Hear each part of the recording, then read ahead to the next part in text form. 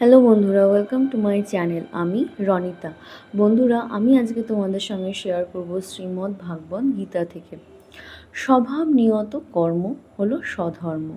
কালের গতিতে স্বভাবের অভিব্যক্তি ও পরিণতি হয়। কালের গতিতে মানুষের যে সাধারণ স্বভাব গঠিত হয়, সেই স্বভাব নিয়ত ধর্ম যুগধর্ম। জাতির কর্ম গতিতে যে জাতীয় স্বভাব গঠিত হয়, সেই স্বভাব নিয়ত কর্ম জাতির ধর্ম। ব্যক্তির কর্ম গতিতে যে স্বভাব গঠিত হয়, সেই স্বভাব নিয়ত কর্ম ব্যক্তির ধর্ম। এই নানা ধর্ম সনাতন ধর্মের সাধারণ আদর্শ দ্বারা পরস্পর সংযুক্ত ও শৃঙ্খলিত হয়। এই ধর্মই স্বধর্ম। শ্রী অরবিন্দ। অর্জুন কহিলেন, হে কৃষ্ণ, লোকে কাহা দ্বারা প্রযুক্ত হইয়া অনিচ্ছা সত্ত্বেও যেন বলপূর্বক নিয়োজিত হইয়া পাপাচার করে। তুমি বলিতেছ, ইন্দ্রিয়ের বিষয়ে ইন্দ্রিয়ের রাগ দেশ অবশ্যম্ভাবী, উহার অধীন হইও না।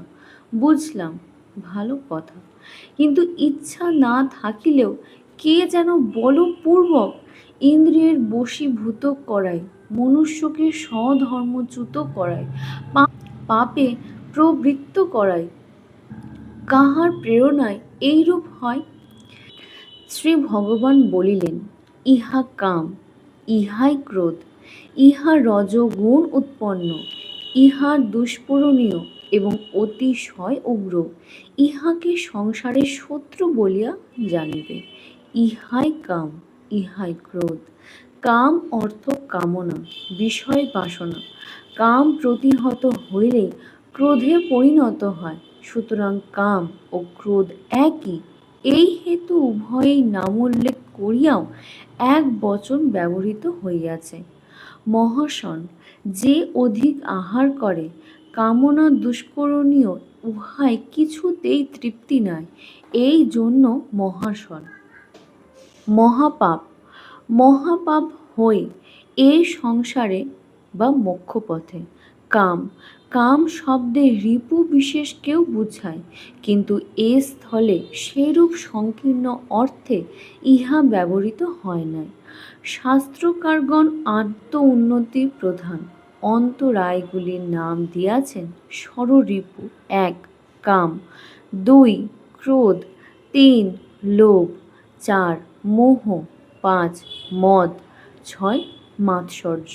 অর্থাৎ কাম, ক্রোধ, লোভ, মোহ, মদ, মাৎসর্য ষড় রসাদি ইন্দ্রিয় বিষয়ের প্রতি ইন্দ্রিয়গণের যে স্বাভাবিক আকর্ষণ, তাহারই নাম কাম। ইন্দ্রিয়গণের মধ্যে এটি বড় দারুণ। সাধারণত ইন্দ্রিয় দোষ বলিতে ইহাই বুঝায় এবং সংকীর্ণ অর্থে ইহাকে কাম বলে। বস্তুত কাম অর্থে কামনা, যে কোনো রূপ ভোগ বাসনা। বাসনা প্রতিহত হইলেই ক্রোধের উদ্রেক হয়।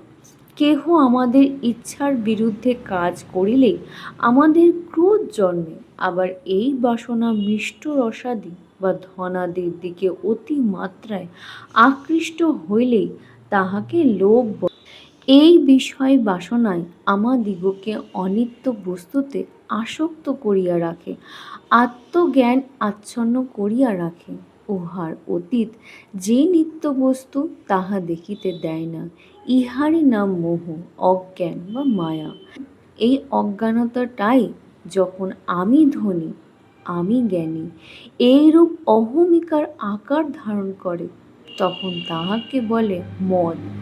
এই অহমিকাটা আবার যখন পরের উন্নতি দর্শনে বাধাপ্রাপ্ত বা সংকুচিত হয়, অর্থাৎ অমুকে আমা অপেক্ষা ধনী, অমুকে আমা অপেক্ষা জ্ঞানী, এই অপ্রীতিকর সত্যটা যখন আমার ধন গর্ব বা জ্ঞান গর্বকে খর্ব করিয়া দেয়, তখন যে চিত্ত ক্ষোভ উপস্থিত হয়, তাহারই নাম মাৎসর্য বা পরশ্রী কাতরতা। সুতরাং দেখা যাইতেছে, ষড়রিপুগুলি সকলেরই মূল হইতেই কাম, কামনা বা বাসনা। এইগুলি এক বস্তুরই বিভিন্ন বিকাশ, এক ভাবেরই বিভিন্ন বিভাব। তাই অর্জুনের প্রশ্ন উত্তরে শ্রী ভগবান বলিতেছেন, কামনাই সকল অনর্থের মূল, উহাই মানবের একমাত্র শত্রু। এই কামনা ত্যাগ করিতে পারিলে যখন অনর্থ ঘুচিয়া পরমার্থ লাভ হয়। ইদ এই শ্লোকে ইদম শব্দ দ্বারা জ্ঞানকে লক্ষ্য করা হইয়াছে। পরের শ্লোকে দ্রব্য অথবা ইদম এই সমস্ত, এই সংসার, কামনায় সংসার বদ্ধের মূল। যেমন ধূম দ্বারা বহি আবৃত থাকে, মল দ্বারা দর্পণ আবৃত হয়, জরায়ু দ্বারা গর্ভ আবৃত থাকে, সেইরূপ কামের দ্বারা জ্ঞান আবৃত থাকে। বিষয় বাসনা থাকিতে আত্মজ্ঞানের উদয় হয় না।